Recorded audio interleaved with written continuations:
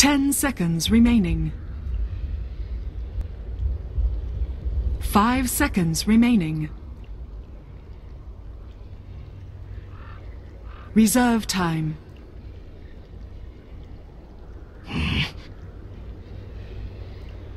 Radiant team ban.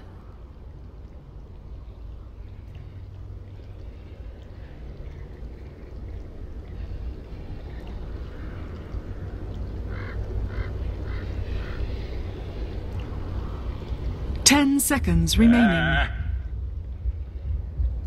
Dire team pick.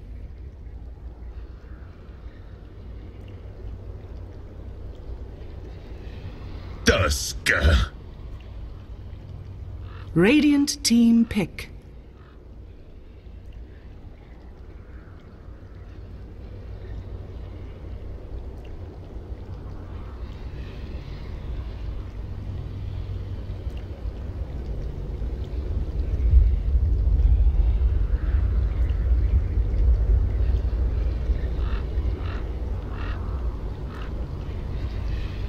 Ten seconds remaining. 5 seconds. Game 3, it comes down to this, guys. High Council of Wisdom Priests up against FireDota. I'm Durka in the JD Studios, and I can't wait to get into this game, because game number 1, High Council, they brought their A game, and they, you know, put a stop to FireDota's just cruising through the NA scene. But game 2, that's where they showed their meticulous, really systematic play, just dismantling High Council from lane to lane and really giving them no chance whatsoever to farm or push or really play at all. I honestly think High Council, you know, hands off keyboard at the end, all GG pre 20 minutes in. But game number 3, where it all comes to culmination, this is where it all ends, and my co-caster Clairvoyance is here with me as well. What are your predictions? Who do you think is going to take it? I think, honestly, man, I think TA is going to win. TA just got picked up second here. Of course, it was banned by the High Council themselves last game after finding success with it on Mason in the first game against the techies of FireDota.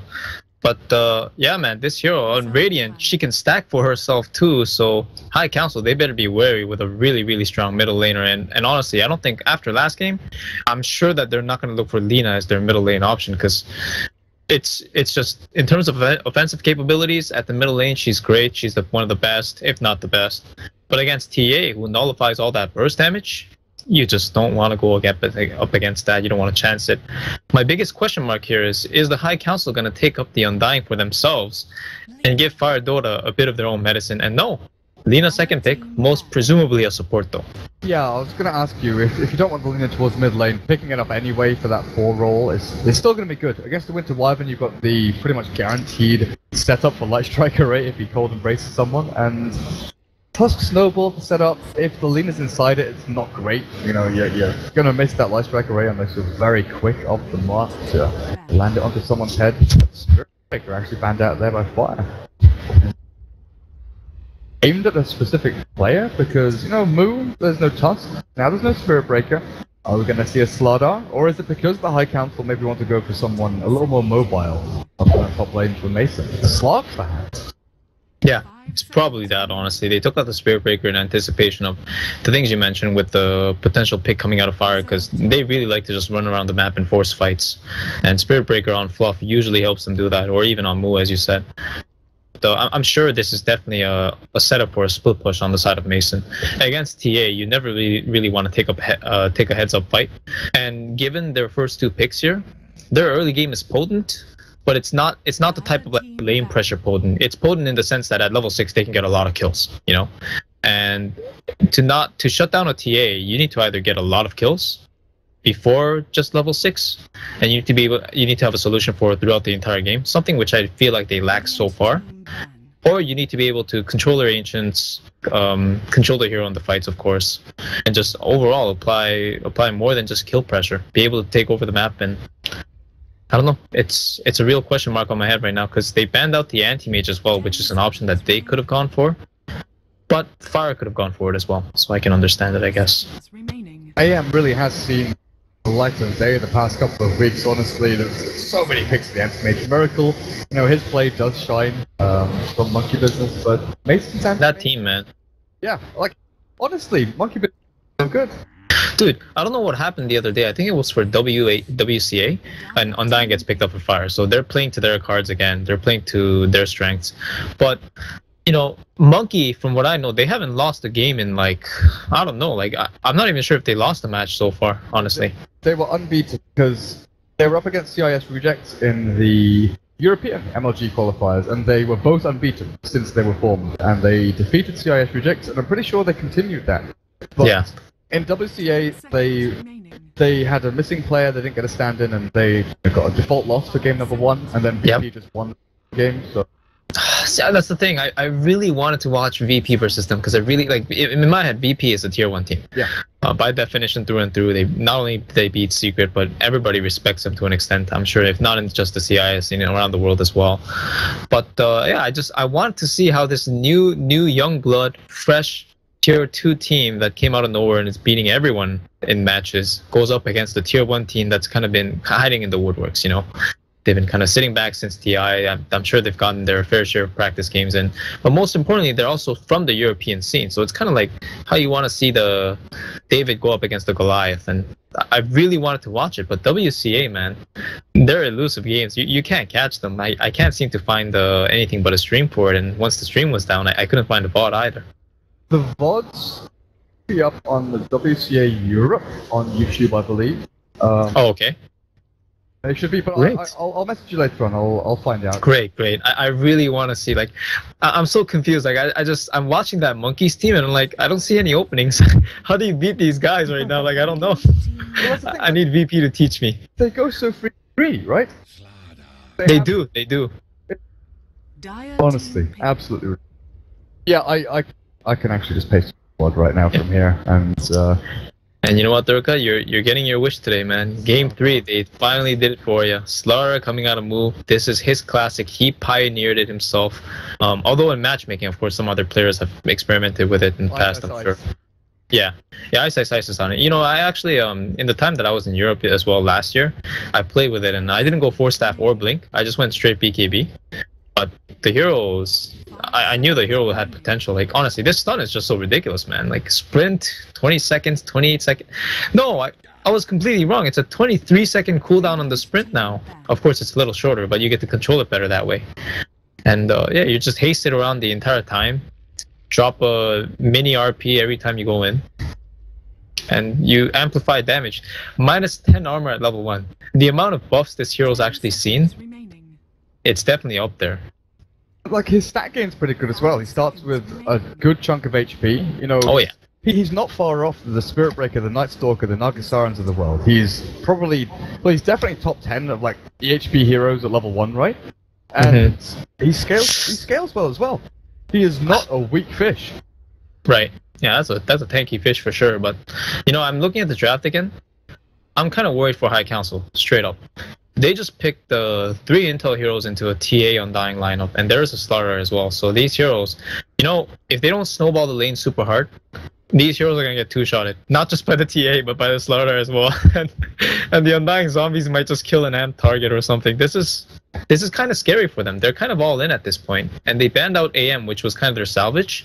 Because what they could have done is they could have done it like Cloud9 the other day, where you go like the tri-lane against the Undying with a Witch Doctor, and you just fight them heads up, and it was possible. But at this point, I don't know. With Skywrath and Witch Doctor, 2 of the strongest laning supports in the game, some of them, of course. But Lina matchup at mid is going to be hard for TA, hard for Lina no matter what, because TA just. TA just destroys Lina in the mid game, right? Like you can't use combo her, you can't shove her out of your lane. What do? Yeah, exactly. What here? Yeah, I don't know. I'm looking at remaining heroes and it's gotta be Slark. You know what? They're going for the Slark here. I'm sure they're going for the Slark, and I think FireDota is thinking that they wanted to go for the split push, but FireDota would have punished the Naga pick so hard with this early aggression lineup that this Naga would have not even seen a relic before the game's over, I think. So I'm not sure if they have their heads in the right place in terms of what they fear. Yeah. This is, in my head, I think this is a Mason Slark. That's kind of what I was looking at when Spirit Breaker got banned out. The first thing that sort of flashed into my head was the slot. Yeah, but yeah. I don't know. Oh dear. How do you defeat a Bristleback with a Slark? He's yeah, more importantly, how do you defeat it with 3 Intel heroes? I don't know. Tusk is a hero that goes in and snowballs from the back line. This Bristleback hero is actually really underrated right now. Like, against TA too, the thing with these heroes in this meta right now is it's so burst oriented, or they have this figured out playstyle where they play this one playstyle. Like, a lot of people think like PL is amazing against Bristle, and that's kind of true on even farm. Or not on even farm. Within a farm advantage with like Diffusal Yasha and Bristleback has like a Crimson Guard or one item or something. But the amount of tank that this hero brings to the fights, if you can't bring him down, you know, Intel heroes are just gonna get shredded by Quill Spray. 5 seconds remaining. So it is the Slark, but I really feel like they needed something that can almost 1v5, you know? It just that one hero that can do so much work, like a Tinker, along those lines, maybe even a Meepo or something, but everything that comes to mind would get shut down too much, so they're going to put all of their eggs. Mason Slark here, it looks like, is offlane Tusk. I don't know if you can go aggressive here with the Tusk and just going to sit there and leech experience. Pog maybe sits mid to try and zone out the TA. Yeah, but I think that's the plan. But to Wyvern, I've seen this time again, where there's a Scarf and a Winter Wyvern on opposite sides of the map, just trying to, you know, create an advantage for their mid laner. Winter Wyvern gets the initial 30 seconds kind of under wraps, just with that first ultimate burn. It does so much damage, and with the damage from Templar Assassin, you can zone back the Scarf Mage. Exactly. Then the following 30 seconds, the Arcane Bolts, sure, they're great, but you've already leached a ton of experience from your mid laner. This is again, Fire's lineup.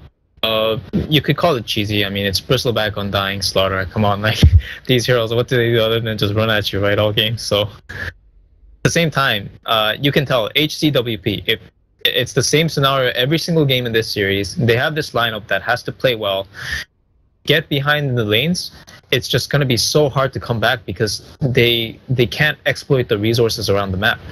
The Skywrath is not going to farm this game.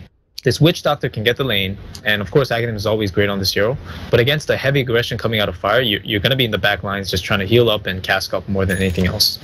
This Lina is just straight up a liability. If she doesn't do well in the lane, and against TA generally it's hard even with a Skywrath, she could just fall and like she could just die in the team fight. 1 shot, 2 shot, I'm not sure. And I think the X factor of this game is definitely Demon. Of course, the only strength hero on this lineup, the tankiest of them all in the early stages anyway. But of course, a Tusk. So a hero that can definitely change the tides of the fight with the snowball, with the mechanics of the ice shards and sigil and its ultimate. It's kind of interesting as well to me that we were talking about the final pick here from the High Council. That if they wanted to go for something super cheesy to try and turn the tides like a Huskar, they still couldn't, right? Because of all this minus armor. There's no... Yeah, Huskar. I mean, you saw what Fire did to Cole the other day, right? Against Cole's Huskar. Yeah. The Huskar pick was great. Until they forgot about the laning phase, because what Undying does with a little bit of help against the Huskar in the laning phase is, well, he takes away your strength, you do less damage, your burning spears aren't high enough level, you're just going to get right-click to that before you can even respond with levels. So this is the type of game that Fire's going for, and again, they have the setup for it. But can they repeat Game 2 here in Game 3? Trade-off bounty runes, it looks like Mason should be so careful up on this top rune spot. You can pounce away all you want, but the stun's out. Move. Wants to crush if he really wants it, but we'd like to hold on to the skill point just yet. See where he needs to go with it. There's a trade-off. Lina 1, Templar Assassin the other. Bleak blocking mid. There's no one blocking on the Radiant side actually here. So Justin should get the more favorable block up on creeps and have it actually up on his ramp. Yeah, that'd be pretty good. I mean, it's critical to zone out the TA in the early levels when she's weakest, and Justin might have the setup to do that here, as you mentioned. He has Refraction Point level 1, so he'll be able to block out some of the spell harassment, but nevertheless, Lina, a very potent mid lane hero. Couple of last hits, her name up at top. Full lane off lane again, Undying plus Slaughter. This slot, 473 HP. Actually, let's see, 568 HP and 5 armor on Slaughter. Yeah, he's got a bunch of tankiness. And then going for the Ring of Protection, because the build is, you know, like Tranquil Boots, Force Staff. Ice went Tranquil Soul Ring Force Staff, I believe, like a Yule Scepter or something in addition. Blink, BKB, all of these sort of luxury items to pick up. But it's all about the mobility. Being able to jump yourself in and out of fights, finding the catch up with a hero like Skyrath, who has 0. 0. And then level 6 hits, the -10 kicks in, and Fog is like, right, well, I guess I'm dead in 2 hits. Nothing really doing here. Bottom lane, what we've got Bristleback, JO against Demon's Tusk. There is stuff supporting, but this top lane has forced 2 supports here. The Scarab and the Witch Doctor have to be here to deal with the Undying and Slaughter, so they can't give Lina that initial burst of farm, and 747 catches back up, 8 last hits. This is where she starts to take control of this lane. Hit level 3, 2 in refraction, 1 in side blades. Level 4 is really the key point when you've got the 2. Well, maybe not against the Lina because of the range. Yeah, you actually want 5. Yeah, you want 3 refraction. That's when you're really strong against Lina, because Lina's damage potential or kill potential goes up with her nuke damage. And again, refraction just completely nullifies that. And look at this side blade damage coming out on Justin. He needs to start being careful here. Honestly, he could have died there. Yeah. Side blade hits and he's gone. But rune's being controlled. Undying takes top. What rune? What was that? Winter Wyvern double damage. So Fluff and Stuff wrapping in from the back, but Demon nowhere to be seen. He's hit level 3 and he's actually hiding himself away. Pretty even though across the board. Like last hit wise, there's no big difference at all. Oh my! He's trading well. Oh, Justin, he just took 3 sideblade spills. Look at him. From 633, he was full HP from the solve. Now he just has the back. And he finished his bottle luckily, but so did 747. And this, again, this matchup only gets better for the TA. So... Eyes come out. The TA. Oh boy. Now, hasn't started stacking just yet. Ancients are always available, and it's a little bit easier over on the Radiant side to get your stacks up. Move with the sprint. Looking forward, but... Mason the slot. Slippery little fish running from slippery little fish. Himself away. Stun out onto this TA. Sideblade 1, Sideblade 2. Justin gets the Dragon Slave out, but Bottle has arrived with a salve as well. So this trade of regen, the trade of hits here. The Bottle has already left the Lina as Bleak up the top is crushed under the Tombstone, and that's going to be your first blood. Cast will bounce, but the final hit from Moo will secure it. But yeah, Justin has used his Bottle, sent it back to base, while TA is full HP and half mana.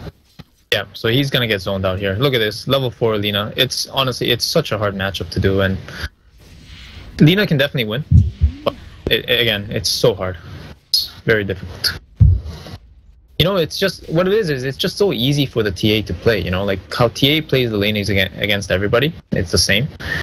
And Lina just has to adjust how she plays against TA because of the hero difference, because of the refraction, and very difficult. Like constant punch hook kind of thing, where you have to be watching the angles, you have to be... Oh, Fluff! Oh my gosh, what a massive play! Did you see that? He denied a rune, but which one? Yeah, he flew up. He forced both Demon and Justin to come. I'm sure they were thinking, okay, we can kill this guy, we can kill this guy. Of course, he had to Arctic Point and cost him a lot of mana, but he went to the high ground and denied a haste rune. Oh, that haste rune is extremely critical for Justin, who actually held on to his bottle with the idea that he was going to get the rune, so... And TA, he's kind of in trouble here. Refraction on cooldown for 9 seconds. This Maledict. Bottle and salve. Oh, might be able to survive here actually. Nope, that's the tick. Really nice kill actually. Very well needed one too. But it's even though that sets him back, he's still ahead in the net worth and he'll come back to the lane and do exactly what he was doing. The only downside is he doesn't get to stack the Ancients from here on out because he's just not in the lane on time. It's ridiculous though. The Tombstone's dropped and Fog. Okay, Ancient Seal to move and Mason turns back with the Dark Pack. But Zombies are stacking up. He has to try and get himself away. Counts as that failsafe. Fine. But the last hits up here. Slardar and Slark are trading even. The off lane and the safe lane heroes have the same amount of last hits. And then you look at the back down the bottom lane. He's not trading the same with Demon. Back is crushing the ball. So he's winning this lane pretty easily. Not completely crushing, he hasn't killed off Demon or stopped him getting any farm whatsoever, but it's definitely favourable for Fire so far. But I do want to say they actually have to get more done at the top lane here, and Whitebeard he's very low on mana, so his kill pressure is going to be diminished quite a bit. Once Slark gets 6, the problem for them is that the problem for Fire is Slark can start farming the woods, so they definitely want to apply more pressure and get some more kills here, and they certainly can. Whitebeard does have 8 stick charges, so if they decide to dive, they can probably get a kill on one of the intel heroes for sure. But Justin's coming up here now. This rotation, honestly, they better get 2 kills because this hurts the middle laner so much. And actually, as I say that, Susie's going top 2. This is really scary time for them. God, they're converging up here. Whitebeard, he always lanced up 10 stick charges, doesn't mean a damn thing if you're stunned and killed off, but Mason, no invis, no pounce. He's locked in here, and with a stun from Moo, in 1 second's time, they've got this little old fish on lockdown. Justin's trapped as well. There's no real escape from this. He will not get the trade-off kill. The slaughter finally finished off by Demon coming in and cleaning up. A couple of hits in here on Fluff, and the cast bouncing back onto Jo, but the Bristleback just tanks through everything. Close spray stacking left and right, and Fog chased down. The stick charges with the concussive will mean that Jo has to back up and won't get any further more kills, but man, Clark and Lena both dying there for an off-lane slaughter. Yeah, again, that hurts. These kind of rotations are actually just, honestly, they're not good for HCWP. Even if they got those kills, look at what Lena has to give up. She's not only got some chip damage on the tower by the TA, who can actually very easily take the tower as soon as she's gone, because she kills the creep wave in like 3 hits, but she's also started stacking ancients for herself, the Templar Assassin. And again, that's farm that Lena cannot get, simply.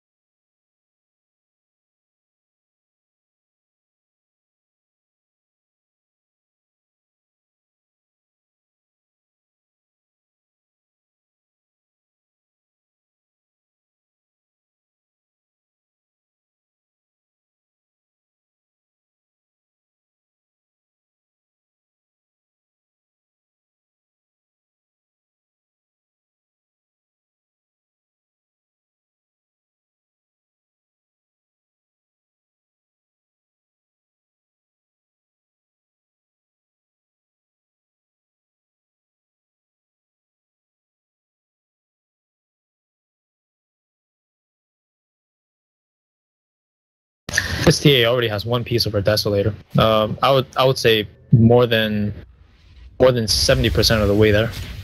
Whitebeard up at top though. He's dropped the tombstone. He can sustain through this. He's TPing out. He's TPing out. Wow. Yeah, I don't.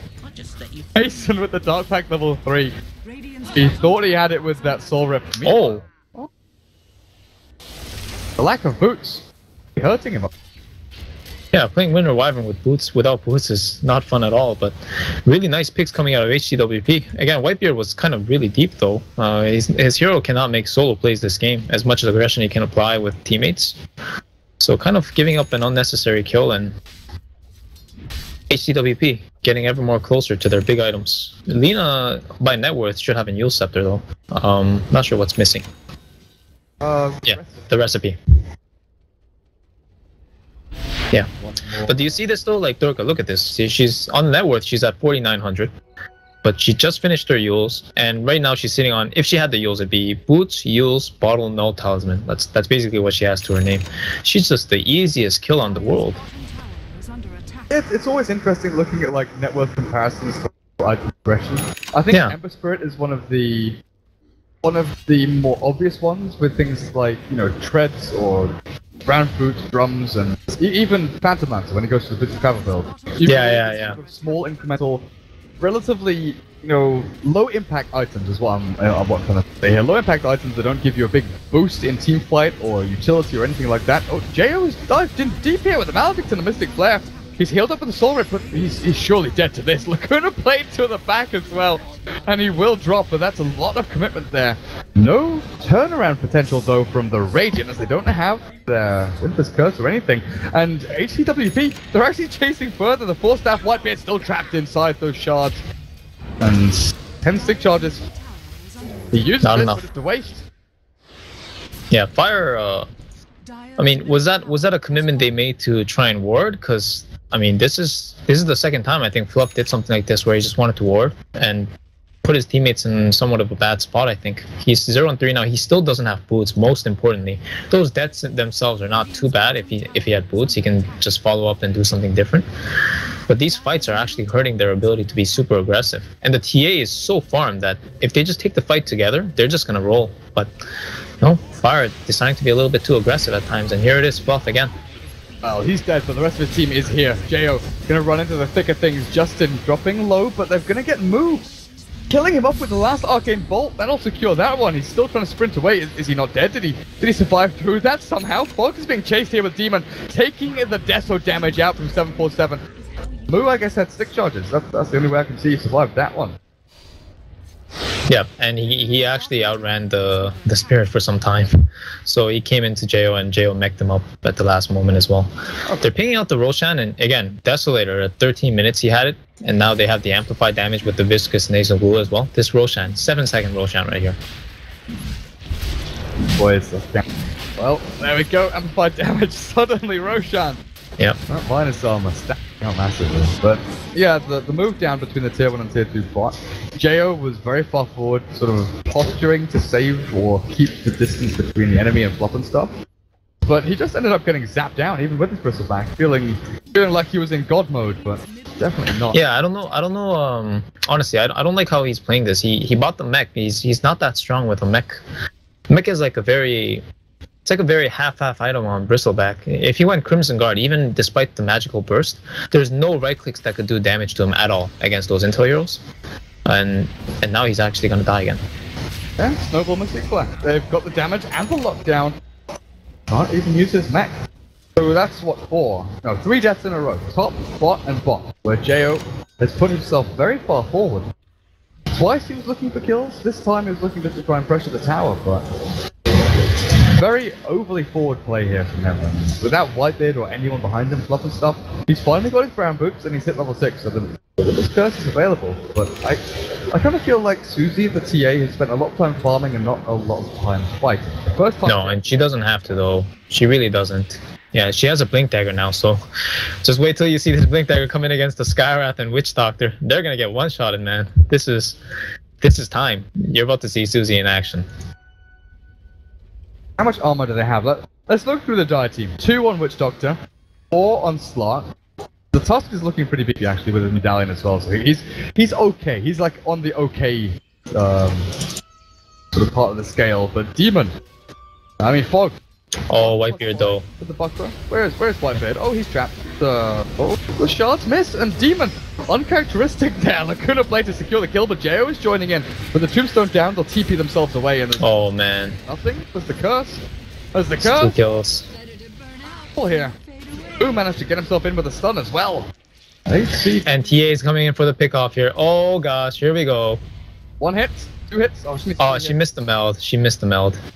Yeah, but she's gonna get it anyway. Fast. Bounce back onto anyone. Is Jo gonna go? He's like, go, go, go.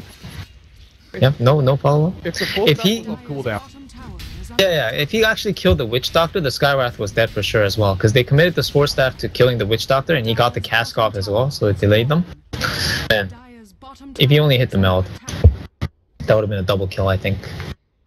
But regardless, they get the tier 2 tower, and again, Durka, like, they give up all these kills. Like, in a pro game, at the highest level, it's hard to put it that way, but these guys are all pretty good players.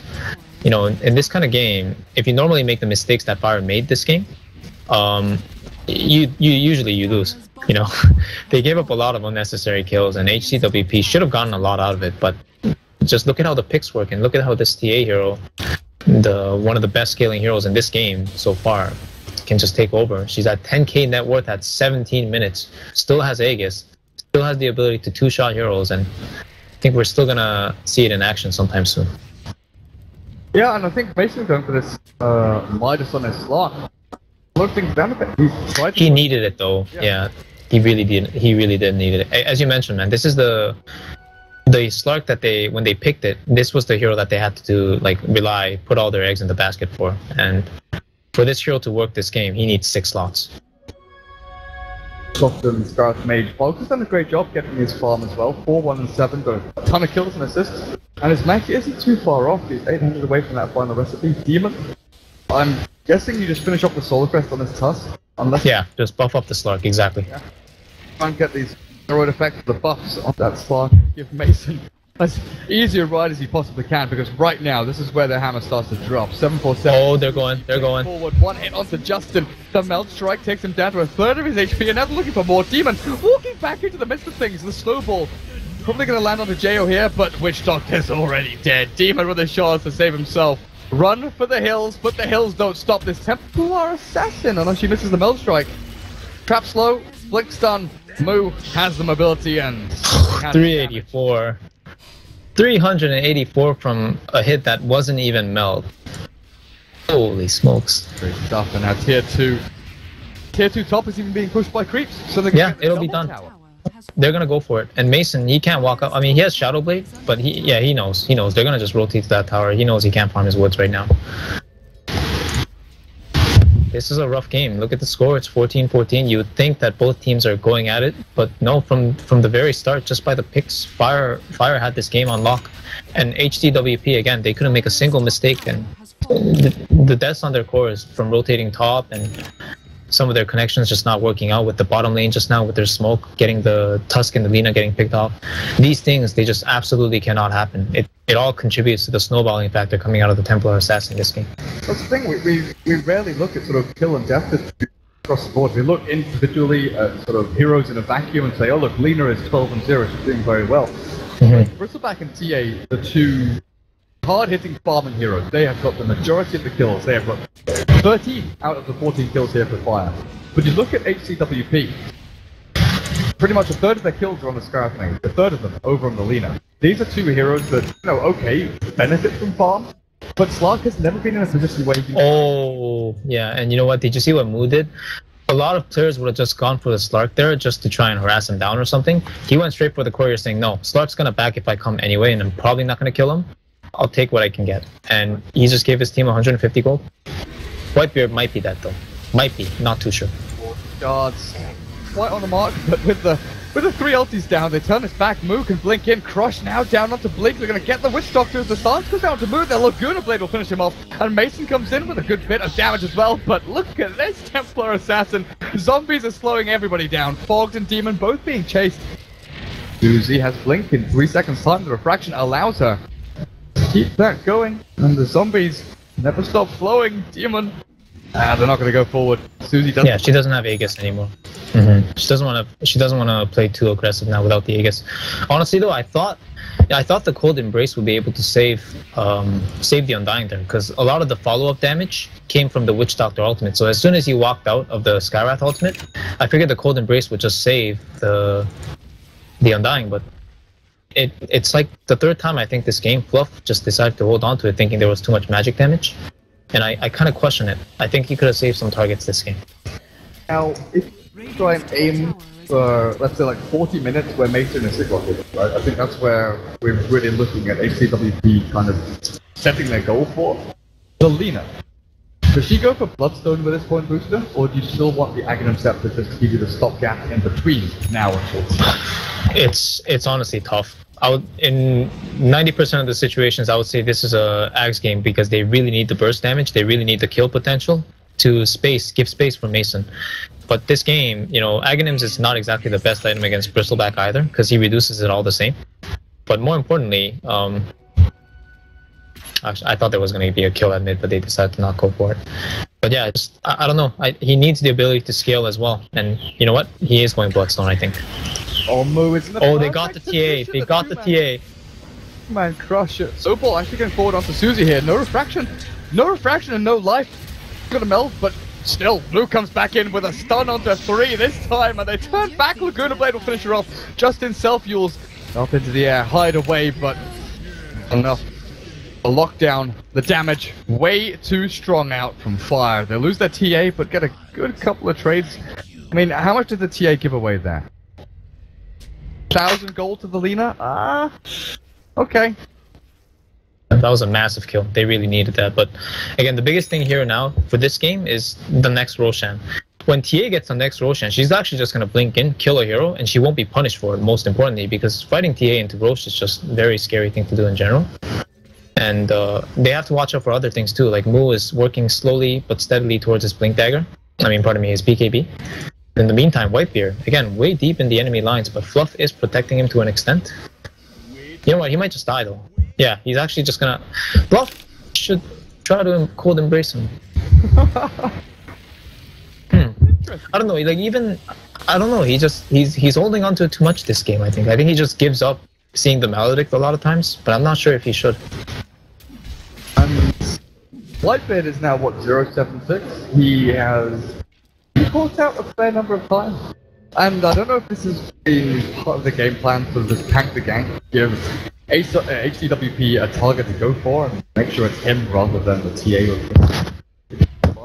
or if it is just him being this guy up on the front line trying to take it out, saying, hey look, I'm here, I'm farming the lane, there must be people behind me, right? But there very rarely is, and HCWP caught onto this very quickly. So actually, yeah, that Templar Assassin, but Mason doesn't find a jump. Let's go for the tier 1 down at bot. Yeah, this tower very important for them, but Fire's gonna 5-man smoke. This is the first time we're actually gonna see them 5-men assembled, going for one objective, one idea, one plan together. And I think HC, like, this is kind of obvious too, but it's Roshan. It's most importantly the Roshan. Mason just TP top, so they know there's no contest for this Rosh whatsoever. We've got Tombstone with this guy. They've got all the AoE lockdown as well. Yeah, 7-second Roshan. Here we go. I don't really have that much at all. Roshan's dead. For Assassin, where they just not right now.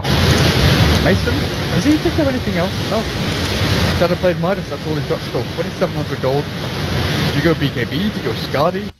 It's very hard, man. For one, I think this is one of those games where you have to just not get BKB. I mean, it doesn't help him too much either because there's so much physical damage, but he has to, I don't know, like he just needs like 2 items advantage in order to carry against all those heroes, and I'm not sure if he has it. As far as pushing the base right now.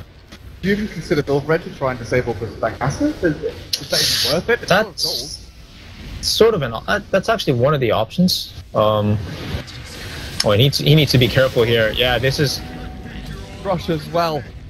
He has buyback, but he doesn't really want... Like, this is the worst position, where the hero you need to be stacking up farm has to buy back to defend rack, so I'm pretty sure at this point you let it fall.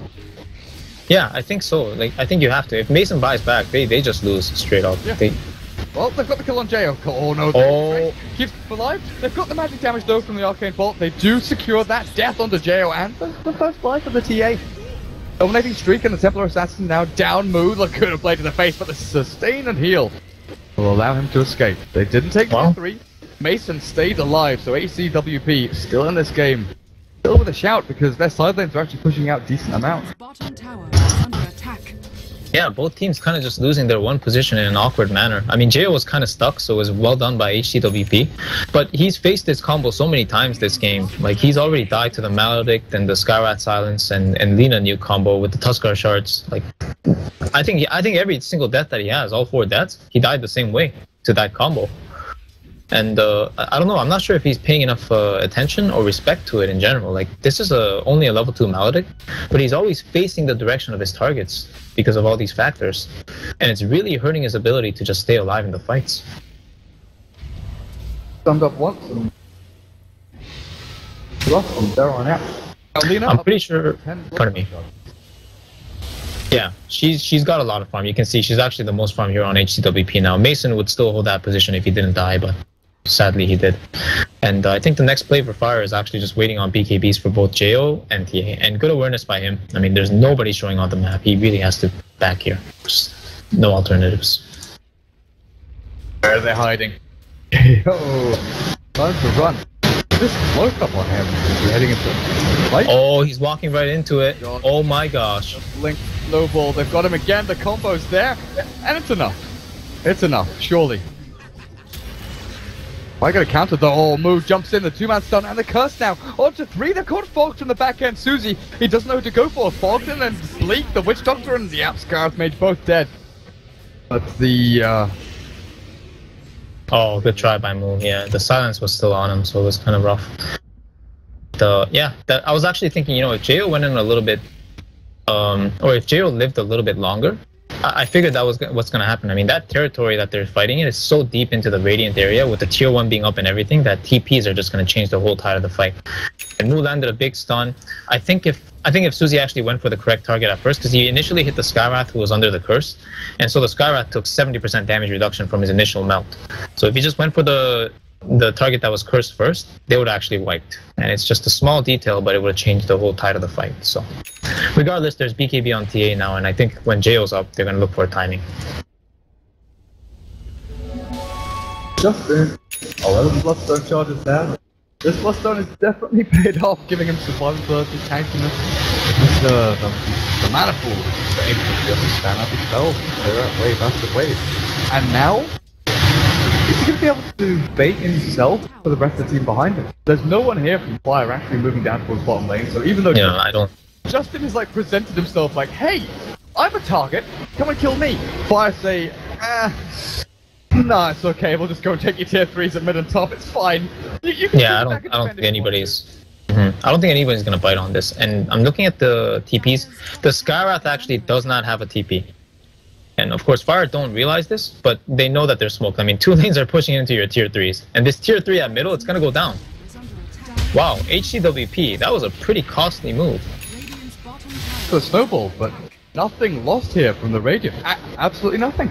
No ultis, no spells, no items used really. Apart from that. Oh, and Fog got caught. Yeah, he doesn't. Oh, he has a TP now. He dropped something, but yeah, he's actually dead anyway. Oh, very close. Yeah, very close. Very close. But the tier 3 now opens up these racks in mid. Naked racks with no glyph for the next 2 minutes. Oh, next 45 seconds. So there most likely will be a glyph available for HCWP for the next push in. I think they're just gonna wait on JO's BKB. I think he really needs it too, because when he's on BKB, again, like HCWP's lineup, they have like no damage to BKBs. Honestly, they have Witch Doctor ulti, which will, I'm pretty sure it's gonna get dealt with. But I'm not too sure, but assuming that gets dealt with, they have Lina who doesn't have Ags yet. She's actually about to finish it, so I guess that's a lot of damage coming out too. In a little time, when JO does have BKB, there will be damage. But I think Fire realized this too and say, okay, we're just gonna go. There's no tier 3 tower. We have all the vision we want. How do they... There's no Ags with Godwalking now. If they had it now, I was wondering how do they deal with it without the curse? Who can try and BKB force that forward? It's gonna be rough getting through the racks here. Oh, he's got the double blink stun. Oh, that's a nice stun. Yeah. Go in for more. Lina wanted the 2 stun, but it's in such a good position. They can't move forward enough to go and find it. Cast just back onto the creep wave. Sigil. Are they gonna completely back off this? Like it. That's interesting. No, they're just resetting. I'm pretty sure they're just resetting. They're taking it slow. Ready in 20 seconds, so they don't need to fully back to. Oh god, if they see Ace. Oh my gosh, they did see him. Mu almost got the jump. It was very close. That would have been stunned into curse into death. And Yeah. let's take a look at buybacks actually. Mason does TA and Winter Wyvern do, but no one else in the game actually has buyback here. Oh, Witch Doctor just got his, just. But that 1,000 gold, you want to be putting it towards Agony Receptor. Oh, melee racks, Glyph. Oh, for HCWP, this might be their defense unless Justin gets jumped, blinked, killed, dead!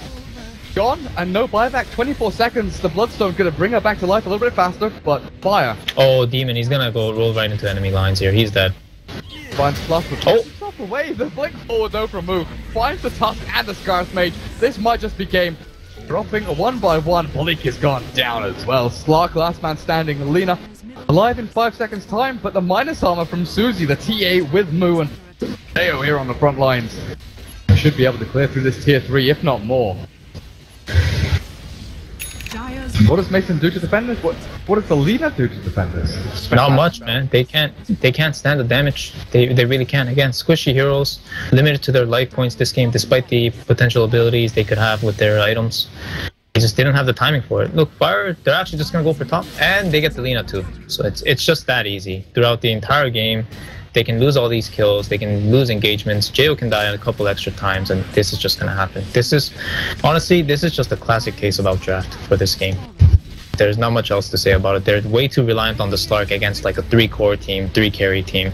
And it went to show that these Intel heroes early game, they couldn't even fight up against the strength heroes of Fire. So once again, Fire playing to their strengths. They're really, really good with this style right now, and it's working every game. Durka, first pick TA, it's happening, man.